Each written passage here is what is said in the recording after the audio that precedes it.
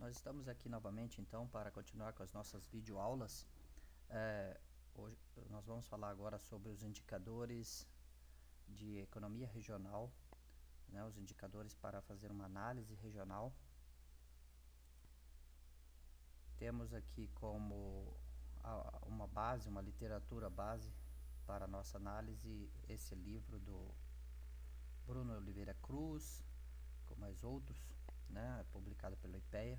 Vocês conseguem ver nas referências. E aqui eu cito algumas referências específicas. O texto do monastério é um texto bastante útil. Nós vamos trabalhar também nesta parte alguns indicadores de centralidade urbana que estão dentro desse material aqui do Pereira. Nós temos abordagens explicativas do coeficiente de localização dentro desse artigo do Douglas North. Esse outro artigo também traz algumas referências sobre o índice de separação espacial, então também útil para nós. Eu fiz alguns posts para vocês, então não quero que deixem de assistir. Esse post aqui foi mais específico para a videoaula dos indicadores, a parte 2, tá certo? Mas ele é bastante útil para vocês compreenderem como se organizam os dados e alguns indicadores. E nós fizemos esse outro, ele está aqui no ARPubs. Eu vou colocar também na página, ainda não está na página, mas já está aqui nesse ARPubs. Esse post tem a explicação dos coeficientes que nós vamos usar agora nesta videoaula. Tem o código aqui para você baixar, tá certo? E nós estamos colocando no AVA. Quem tem acesso ao ambiente virtual de aprendizagem da UFMS vai conseguir acessar também. Então nós estamos falando sobre os indicadores. Essa seção trata dos indicadores de localização setorial. A gente quer saber quão concentrados no espaço estão os setores.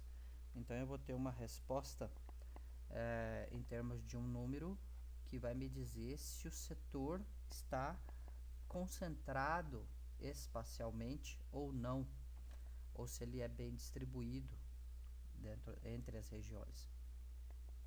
Esses indicadores normalmente são adaptados a partir de indicadores de especialização. Eles têm uma lógica mais ou menos parecida, só que nesta seção nós estamos mais preocupados com os setores econômicos do que com as regiões. O primeiro coeficiente de localização, o CL, a gente tem as primeiras referências em 1948 com o Florence. O monastério faz citações, o Norte faz citações, outros autores também. Tem que tomar bastante cuidado, porque às vezes as pessoas confundem o coeficiente de localização com o quociente locacional. Ele é muito parecido, então tem que tomar cuidado. Ele é bastante parecido com o coeficiente de especialização também. Então, se você for olhar, a fórmula dos dois é muito parecida, só que aqui muda o sentido onde nós estamos fazendo esse somatório. Aqui nós estamos com o somatório em I, tá certo? Ou seja, entre as localidades. Eu estou somando entre as localidades. Então, o raciocínio deste coeficiente é a comparação da concentração do emprego de uma atividade em um local de análise. Então, aqui é o emprego do setor no local I em relação ao emprego do setor em todo esse município, tá certo? Então, eu tô olhando agora com relação ao setor K. Então, o que aquele município representa dentro do total daquele setor e o que é o normal do município dentro da região de referência. Se eu estiver usando aqui, por exemplo, município, eu estaria usando aqui estado, ou eu posso usar Brasil, tá certo? Então, a gente tem um coeficiente que ele varia de 0 a 1, porque ele está sendo aqui dividido por 2. Em valores próximos a 0 vão me indicar uma distribuição homogênea entre as localidades. E o valor próximo a 1 indica que ele está mais concentrado entre os locais. Tá certo? Então, se eu estiver próximo de 1, eu tenho uma indicação de que eu tenho poucos municípios concentrando esta atividade. Então, aqui, para este cálculo, nós calculamos aqui, fizemos uma função no R, tá certo? Para reproduzir este cálculo. Nós criamos esta função de um modo bastante parecido com o que a gente veio trabalhando na outra parte dos indicadores, parecido com a lógica do Econgel, tá certo? Não é do Econgel essa função, fomos nós que fizemos. Então, você tem que rodar esse código aqui, tá certo? Que vocês podem acessar lá o post, fazer um cópia e cola. E ele depende desta matriz. Esta matriz é aquela mesma matriz que nós trabalhamos antes. Quando fizemos o quociente locacional, ela tem a distribuição dos municípios, um município em cada linha, e eu tenho um setor em cada coluna. E aí, essa matriz, então, para um determinado ano, a gente constrói essa MAT, e aí a gente pode executar apenas usando esta MAT, né? Então, nós fizemos aquele exemplo lá daquele primeiro post com o quociente locacional. Nós usamos a MAT 0 para 2006 e a MAT 1 para 2016. E então, a gente simplesmente chama essas matrizes do jeito que elas já estão previamente organizadas. Ela tem que estar como objeto matriz para entender corretamente, sem os rótulos aqui neste caso. E simplesmente o nosso coeficiente de localização será CL daquela matriz. Simplesmente isso aqui. Esse round aqui é simplesmente para arredondar os números para a quarta decimal, só para deixar um pouco mais claro a visualização, visualização que nós precisamos, porque senão o programa vai carregar aí 20 dígitos e aí fica meio confuso de você olhar. Eu coloquei aqui duas opções que seria para você olhar se as shares regionais estão calculadas corretamente, tá certo? A gente tem como olhar dentro dessas matrizes, a gente tem como olhar se pelo Excel, né, se os regional shares foram calculados corretamente. Aqui é uma forma de você conferir se ele está pegando o dado certinho e fazendo certinho, se você quiser, tá certo? Eu fiz isso aqui, no caso, nesse exemplo, para conferir, está tudo conferido. Fiz também para 2016, então eu tenho os meus dados para 2016, e aqui então a matriz MAT1, e eu simplesmente vou fazer então CL da MAT1. CL, quem é CL? CL é aquela função CL que eu pus no outro slide, no slide anterior. Então, eu rodei aquela função, o programa vai entender o que é o CL. E aqui, simplesmente, então, olhando a MAT1. Depois, eu juntei as duas, tá? Eu juntei, são duas colunas, com um coeficiente de localização para cada setor. Eu juntei as duas colunas, dei nomes, para eu entender que essa é 2006, essa é 2016, e pedi para listar, tá certo? Então, esse aqui é o começo da lista. São 87 divisões da KNAI, então eu não conseguiria colocar todos aqui na mesma tela. Vocês podem ver então de 2006 e o 2016, cada uma das divisões. Então, mais próximo de 0 é menos concentrado espacialmente. mais próximo de 1, quer dizer, atividade de apoio à extração mineral, ela é bastante concentrada, bem próximo de 1, tá certo? Não tem aqui exatamente uma nota de corte. Alguém poderia querer olhar, olha, está no primeiro quartil, segundo, terceiro, quarto, entendeu? Em que posição estaria, tá ok? É livre, você pode, depois que você gerou essa tabelinha, você pode querer fazer uma classificação, como queira. O que está dizendo é que, por exemplo, a atividade de rádio e televisão está bastante distribuído, né? Então, nós temos vários municípios que têm essa atividade. Da mesma forma, a administração pública, da mesma forma, a alimentação. Então, e alguns são bastante concentrados, ok?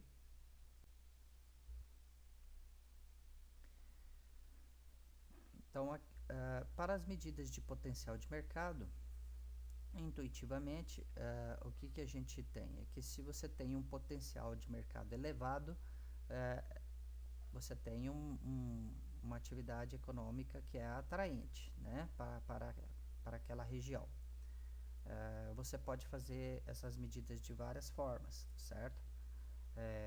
E você quer saber se você está próximo a um mercado que é forte, tá certo? Porque você quer ter fornecedores e consumidores. Então, essas medidas de potencial de mercado, elas nos auxiliam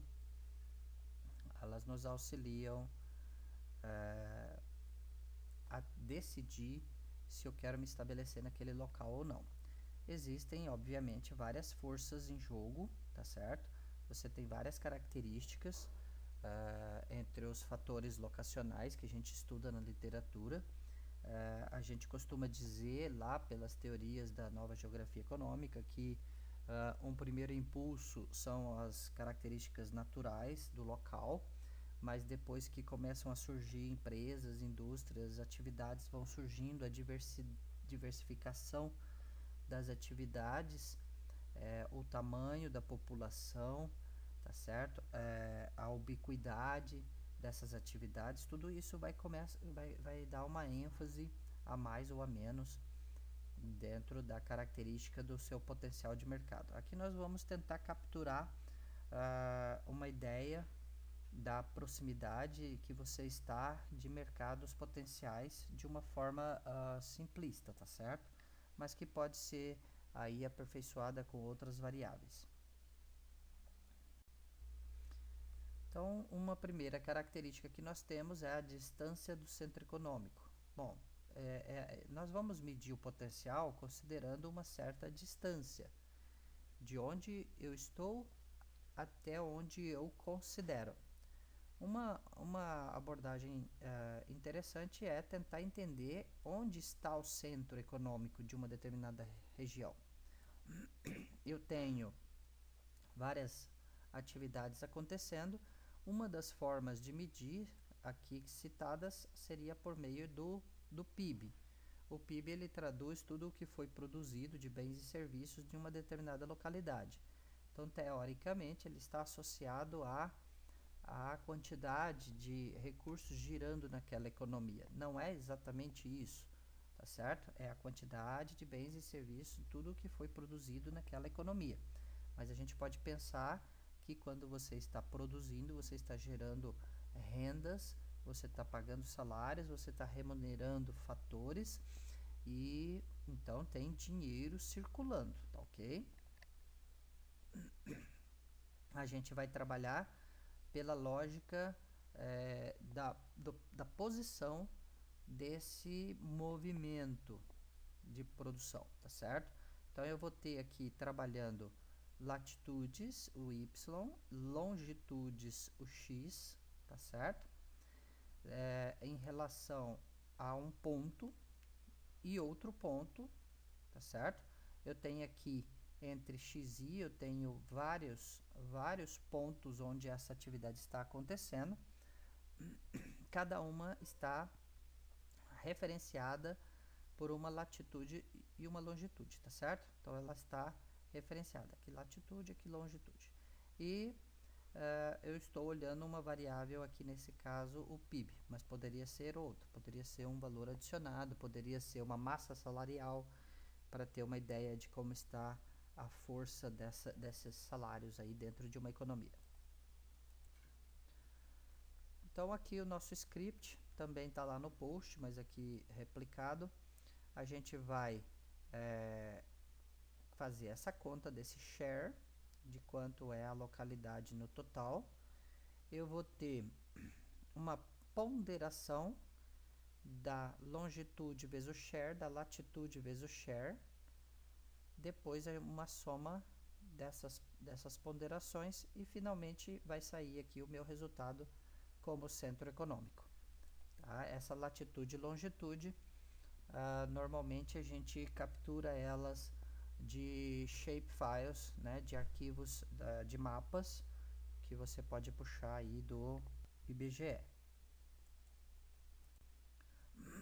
Então a gente rodando para os municípios, aqui no nosso exemplo, para os municípios de Mato Grosso do Sul, pegando o PIB de cada um, a latitude e a longitude de cada um dos municípios, a gente chega num resultado como esse aqui para 2016. Então, eu tenho o valor de cada um, a latitude e a longitude de cada município, vezes o seu PIB, e aí, somando tudo isso, a gente vai chegar num resultado ponderado, tá certo? Para esse centro econômico. Então, em 2016, a gente tem aqui um PIB forte Três Lagoas puxando, outro de Dourados puxando para cá, mais forte do que os outros PIBs que estão nas outras regiões de Mato Grosso do Sul. Campo Grande é o grande centro, que puxa bastante para cá.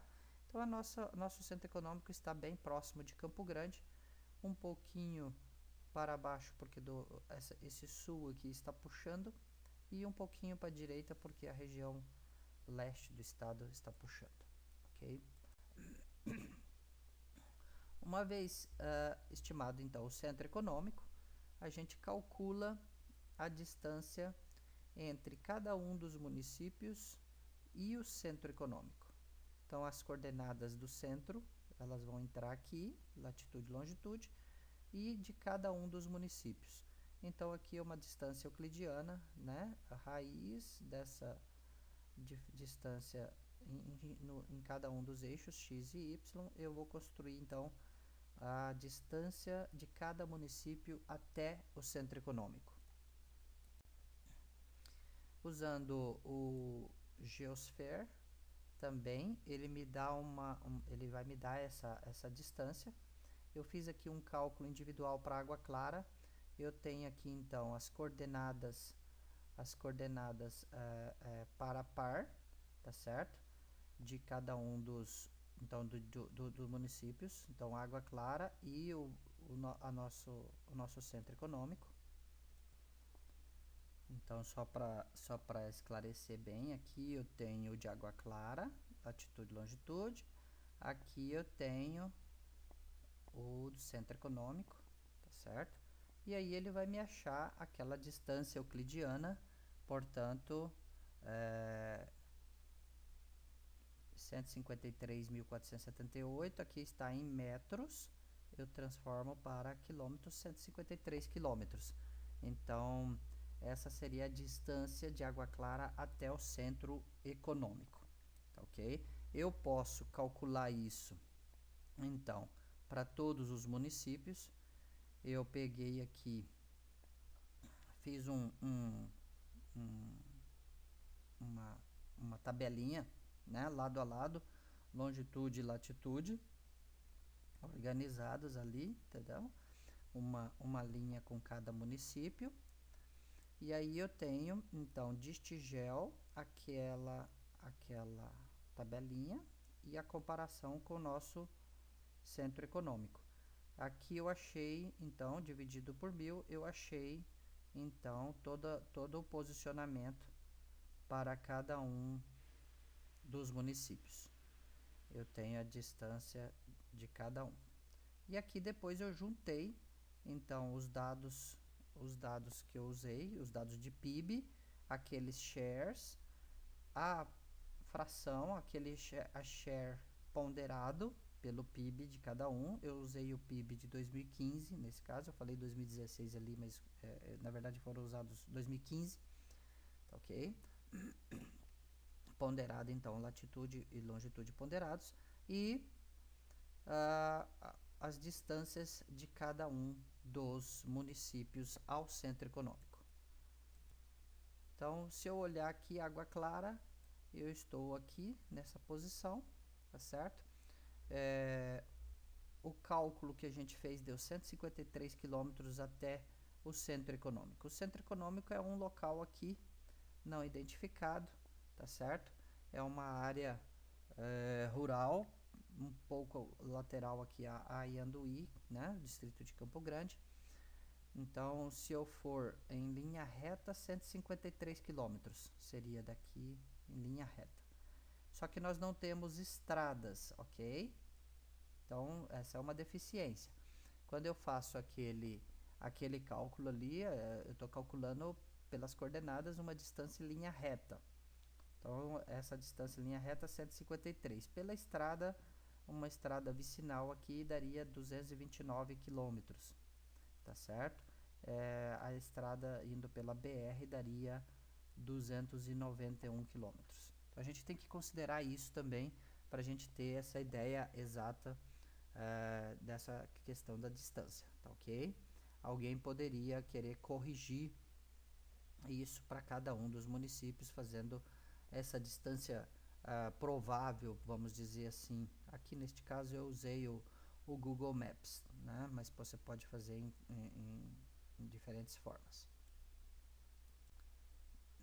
Então, a distância econômica, a gente tem aqui uma nota do Wilk, que ele fala que usar o PIB é insuficiente. A gente deve usar outros fatores sociopolíticos, tá certo? Então, aqui como eu tirei aqui na íntegra, né? Um estudo comparativo envolvendo as regiões, as situações das regiões devem ser baseadas em suas situações sub-regionais. Então, você tem que olhar as características dentro de cada região para você ter uma ideia clara se está próxima ou não, tá certo? Ele deve considerar as sub-regiões e olhar a heterogeneidade dentro da região para poder dizer se está próximo ou não. Nós teremos aí, derivada dessa ideia de distância econômica, nós teremos algumas teorias. Por exemplo, o pessoal que trabalha a abordagem da complexidade econômica fala bastante dessa distância entre capacidades, né? Então, por exemplo, se você tem pessoas capazes de tocar violão, elas estão próximas economicamente de tocar guitarra, em termos de capacidades, tá certo? Então, vamos imaginar um local que produz frangos, ele não está muito longe de produzir suínos, porque a base produtiva não é tão diferente. A forma de trabalhar, a forma da indústria operar, indústria de frangos, indústria de suínos, não é tão diferente. Então, a gente costuma olhar outros fatores, não apenas o PIB, como nós fizemos antes, ok? Então, a medida de potencial de mercado, que é o nosso alvo aqui, a gente requer esta medida de distância, tá certo? Então, a fórmula aqui neste caso, ela é baseada em Harris, 1954, mas outros autores vêm utilizando, tá certo? Então, o potencial de mercado numa região, ela é o somatório das demandas locais. Então, os MJ seriam as demandas locais, ponderada pela distância entre os dois pontos, ou seja, eu estou olhando um município I em relação a um outro J. Então, eu poderia fazer entre Campo Grande e Dourados e tentar olhar qual seria esse potencial de mercado, tá certo? O parâmetro alfa, esse parâmetro aqui, normalmente ele é 1, tá certo? Mas você não enxerga razão teórica para ser 1. Tem autores que questionam isso, tá certo? colocam às vezes ao quadrado, outros igual a meio, tá certo? Mas normalmente a gente coloca 1 e não tem uma razão teórica maior para poder escolher isso. A variável M, ela pode ser aqui o PIB, a renda total das regiões ou outra, que capture a ideia da intensidade da atividade econômica.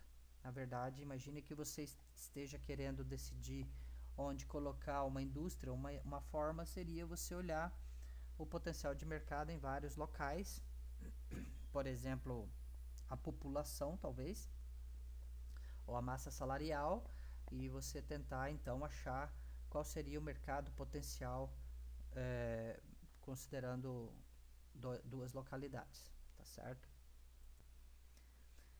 A despeito de não possuir base teórica, o potencial de mercado é muito utilizado nos estudos de localização e da nova geografia econômica. Então aqui o Crafts e Mulatu, né, eles acrescentam ao potencial de mercado a chamada self-distance, tá certo? Então, em vez de usar a diagonal principal com zero, tá? Ou seja, eu não tenho distância entre Campo Grande e Campo Grande, tá certo? Então a diagonal seria zero, dourados com dourados, a distância é zero.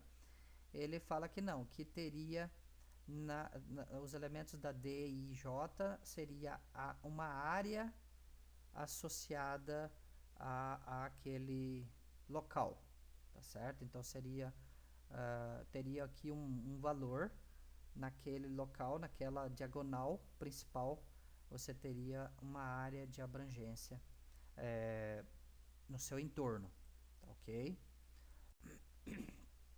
Nesse caso, nós estamos simplesmente trabalhando com essa fórmula, tá ok? Nós não fizemos aquela do Crafts Mulatu, mas ela é uma possibilidade.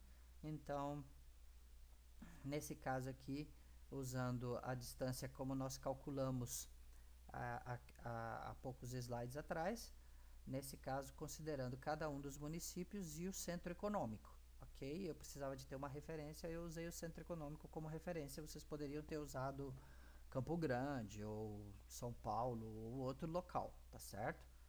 E imagine que você queira usar um porto como referência, tá certo? Então aqui eu usei o M, eu usei o PIB, tá? E o D eu fiz como naqueles slides anteriores. E calculei então o mercado potencial como se, nesse caso, como se os municípios estivessem contribuindo para esse centro econômico, tá ok? Eu posso ter outros subcentros, tá certo? Nós estamos considerando esse centro econômico que foi calculado anteriormente. Então vamos lembrar das deficiências que nós podemos ter quando calculamos aquele centro econômico e, obviamente, quando nós calculamos essa distância relacionada ao centro econômico. Tomar consciência dessas deficiências e pensar até onde podemos estar errando fazendo da forma que estamos fazendo, ok? Então, fazendo esse cálculo, a gente tirou então a distância lá dos slides anteriores. Esse M, então, a gente vai fazer o PIB dividido pela distância. Então, aqui, ó, PIB dividido pela distância. A gente colocou o PIB vezes 1000, porque lá na base de dados estava em reais 1000. Então, a gente multiplicou por 1000. Aí, a distância, nós pegamos a distância em quilômetros, tá certo? E calculamos isso, então, para cada um dos municípios e depois a gente soma o de todos os municípios para saber o potencial de mercado do centro econômico. Então, nesse caso, a nossa resposta foi 697, 138,467, ou seja, 697 milhões em valores de 2015, ok? Não está deflacionado nem nada, peguei aqui em nominal. Se você tiver uma razão para fazer ele em termos reais, você explicita isso na sua conta, no seu trabalho, no seu artigo, etc. Tá ok? E aqui uma referência que fala, olha, retirar da soma o município de referência. Quer dizer, se você quiser considerar aquela conta da distância lá da área do Crafts, aí é uma alternativa sua. Mas a literatura ela nos recomenda então que nós tiremos da soma o município de referência, tá ok? Ele vai ter uma ótica um pouco diferente. Nesse caso eu estou fazendo com relação ao centro econômico, tá certo? Então eu não tenho ali uma localidade que é o centro econômico. Então aqui eu não preciso necessariamente, mas a recomendação é essa, ok? Outros desenvolvimentos recentes, outros indicadores que aparecem na literatura, nós vamos trabalhar aqui alguns deles. O índice de Ellison-Glaser, bastante comum na literatura, o índice de separação espacial, ou de Venables, o índice de centralidade urbana. O Ellison e Glaser são dois pesquisadores que trabalham bastante com ciência regional, tá certo? Nesse trabalho aqui, 1997, eles falam que o índice de localização tem uma falha. E aí ele tenta, então, superar esta falha. Ele fala que tem um risco de ilusão de concentração espacial, quando, na verdade, você só tem concentração setorial de plantas. Então, aqui eu achei bastante usual essa explicação aqui. Esse texto aqui é o texto do monastério, tá certo? Então imagine que você tenha só 4 fábricas concentrando 75% da indústria, por exemplo, de aspiradores de pó, tá certo? E então você teria um indicador de que está localizado, né? Que ele está limitado a 4 áreas no estado, né? Então você tem 75% concentrado, tá certo? Então vamos ver como que o índice vai nos ajudar. O índice tem esta fórmula, ok? Então então nós estamos com um indicador G, um indicador H. Esse G ele é esta primeira parte, tá certo? Que é uma diferença entre shares, tá certo? O H seria essa segunda parte, tá ok? Essa parte aqui, onde está então o somatório de z ao quadrado, tá ok? Então aí a gente consegue entender um pouco melhor o que é o G e o que é o H. Eu coloquei aqui no outro slide. Essa aqui é a fórmula original, tá certo? Do Ellison-Glaser. Aqui a fórmula como está no monastério. E aqui então a gente tem o nosso detalhamento, o que é exatamente o H, o que é exatamente o G, dentro da nossa notação que nós temos utilizado, para ficar melhor, ok? Então aqui eu tenho somatório dos volume de empregos do setor K na região I, em relação ao volume de empregos total, tá ok? Tudo isso elevado ao quadrado, depois eu somo para todos, tá ok? E aqui eu tenho, então, um somatório do quadrado da diferença entre esses dois termos, tá? Então, a parcela do emprego do setor K na região I, tá certo? Em relação ao... E a parcela... essa parcela, a parcela aqui inicial, e a outra parcela do emprego industrial na área, tá ok? Então, é isso aqui. Então, e o Z para nós vai ser 1 menos o somatório de xi ao quadrado. Xi é isso aqui, que está colocado, beleza? Você acha isso aqui no Lauter, você acha também em Cruz e Queiroz nesse texto para discussão. Ok? Então, esse índice EG, ele faz um grau de concentração setorial.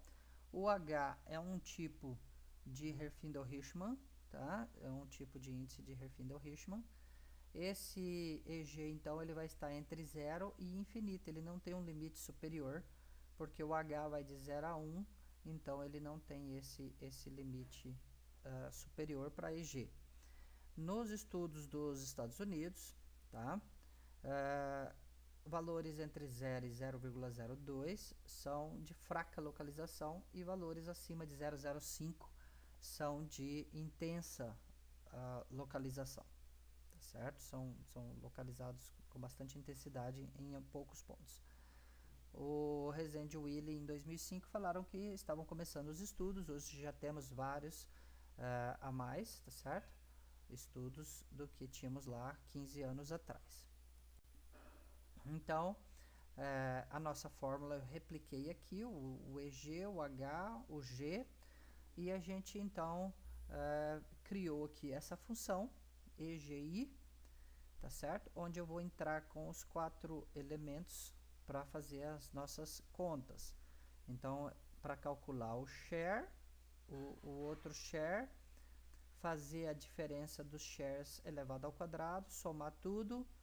Também aqui, então esse G aqui, ó, a diferença dos shares ao quadrado, soma tudo. Aqui para o H, essa razão aqui elevada ao quadrado, soma tudo. Então, aí aqui eu tenho também o Z, que a gente mostrou ali naquele slide anterior. Então, 1 menos a soma desse share ao quadrado. E aí eu posso, então, fazer o Z é isso aqui, tá certo? O Z é essa parte aqui, esse parênteses. 1 menos a soma desse share ao quadrado. Então, essa conta vai ser então estabelecida G menos ZH dividido por Z vezes 1 menos H. Eu peço para ele me retornar então EGK. Então, se você colocar a função EGI estabelecendo esses 4 termos, eles vêm daqui, eu consigo então fechar essa minha conta. Então, aqui a gente fez um teste para a divisão 2. Eu identifiquei, então, o primeiro termo, EKI.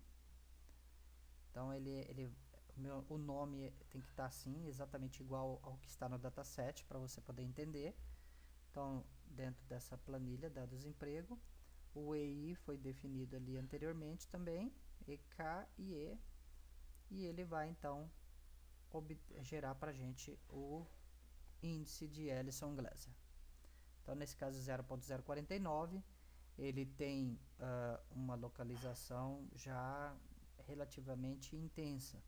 Se a gente for olhar que Ellison-Glasser falaram que acima de 0.05 já é bastante razoavelmente localizado, né? A gente estaria dizendo que o setor, a divisão de agências de viagens está também já se aproximando dessa intensa localização. Outros indicadores, nós temos ainda o índice de separação espacial, também chamado de índice de Venables, tá? Ele vai considerar as distâncias entre as localidades para olhar as diversas, para ver se elas estão razoavelmente separadas no espaço.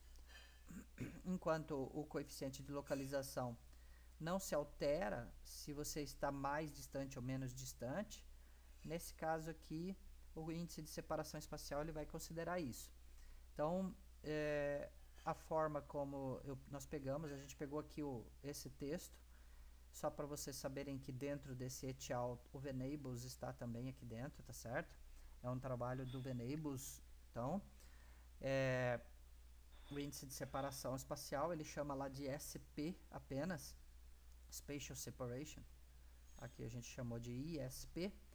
Então, é o somatório em I e J para cada um daqueles shares nas diferentes regiões para aquele setor e a distância entre I e J, tá certo?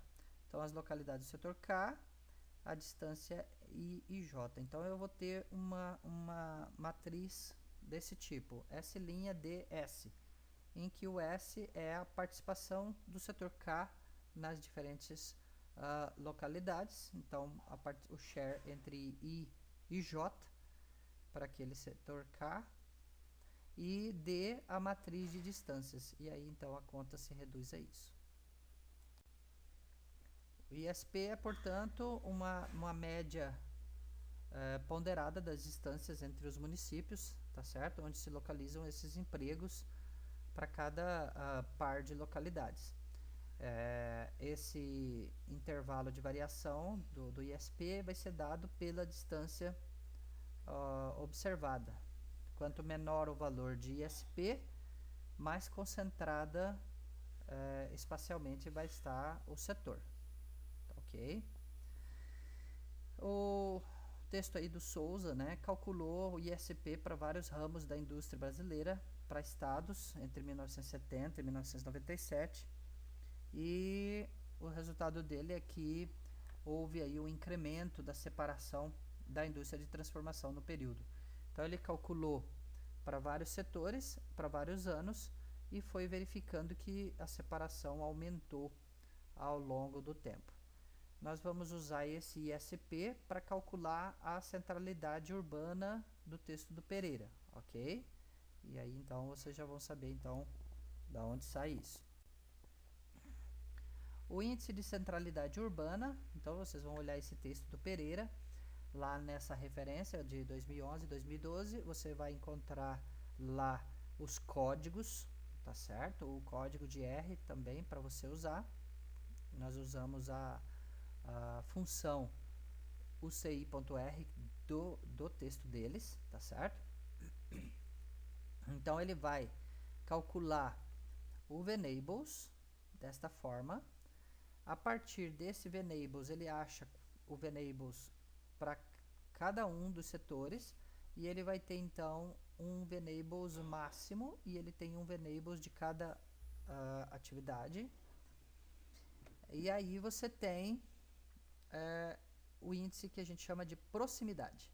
Então é 1 menos V sobre o V máximo. Do outro lado, existe esse coeficiente locacional, calculado desta forma, tá certo? Esta é a fórmula que está lá para o Pereira, esse coeficiente de localização, tá ok? É um coeficiente de localização que é calculado, então, não é quociente locacional, tá certo? É um share aqui, e aqui 1 sobre N. Então, a gente tem que ter consciência de como é que está calculado, tá ok? Isso aqui. Então, a gente tem que ter esse share aqui, esse 1 sobre N, é como se eu tivesse uma distribuição uniforme, 1 sobre N, e eu estou considerando, então, qual é a distribuição que eu tenho aqui em relação a essa que seria uniforme, somo tudo, estou achando um coeficiente de localização, e aí o UCI então vai ser esse CL vezes P, ok? Então tomem cuidado porque essa fórmula não é exatamente aquela que a gente trabalhou, ela a referência para ele é uma distribuição igual, e aí calcula o UCI.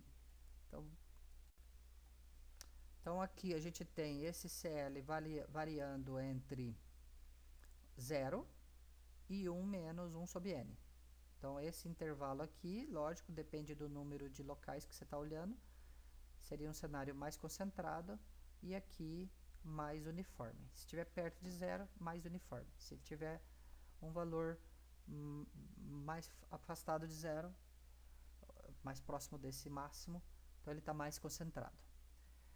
E o Venables, quando todos os empregos forem concentrados em apenas uma unidade espacial, eu vou ter um valor mínimo de 0. Ok? A proximidade vai de 0 e 1. Quanto mais próximo a 1, indica que o emprego está agrupado em um único centro. Ok? Então, uma cidade com um círculo perfeito, o valor máximo de V vai ser obtido quando o emprego estiver distribuído no seu entorno. Então, um círculo, se você tiver uma cidade como um formato de um círculo, o valor máximo de V, tá? Então, a concentração é quando vai para 0. Quando o valor máximo de V é quando ele está distribuído uniformemente na borda externa. Tá claro? O UCI, então, ele vai dar 1 para quando a gente tiver uma interpretação de monocentro. Eu tenho só um centro, tá ok? o mais elevado nível de desigualdade, então eu tenho concentrado em um centro, tá? E proximidade é o nível mais elevado de proximidade de localização de empregos, porque está concentrado em um centro, tá ok? Um UCI igual a zero, eu tenho o maior número de centros possível com a distribuição perfeitamente uniforme. Então, vamos pensar, uma situação como essa, eu não tenho centro, acêntrico. Uma situação como essa, eu vou ter o CI igual a zero. Então, isso eu tenho aqui, por exemplo, 4 centros e eles estão distribuídos uniformemente. Ok? Tá certo? Nesse outro cenário, eu teria 0, 0, 0 aqui, tá certo? Ele seria acêntrico. Nesse outro, eu tenho centros, tá? E eles estão distribuídos uniformemente. Aqui nós fizemos o cálculo, então, nós usamos o código da função UCI.R que vem lá do texto do Pereira e fizemos aqui com o uso desse shape. A gente precisa do shape para esta função. Eles fizeram uma função que associa uma saída em um mapa para você avaliar essa centralidade, tá certo? E aqui a gente calculou para um setor de administração. Esses setores já estão dentro do shape. Depois nós vamos fazer uma outra videoaula para explicar com mais detalhe cada um dos indicadores que nós falamos aqui. Esse UCI ele está usando um setor que está dentro desse shape e aí ele está nos dando então esses resultados. Um CL de 0,5, o V de 1,75, o máximo 3,21, o P 0,456, ele já calcula isso aqui tudo automaticamente por aquelas fórmulas que nós passamos, tá ok? Nesse caso aqui, o UCI varia de 0 a 1, então ele está falando para a gente, olha, existe algum grau de centralidade, tá? Mas existe mais de um centro, tá certo? Aqui eu tenho um intervalo razoavelmente mediano, né? Está quase no meio aqui, entre 0 e 1. O meu intervalo aqui nesse também é entre 0 e 3,21, então dá para eu ter uma ideia de como está a minha separação espacial. E esse outro vai de 0 a 0,987, dá para ter uma ideia então da minha localização. Ok? Aqui nós fizemos para o comércio varejista. A gente tem um UCI também parecido àquele da administração pública, tá certo? Eu tenho mais de um centro também como conclusão.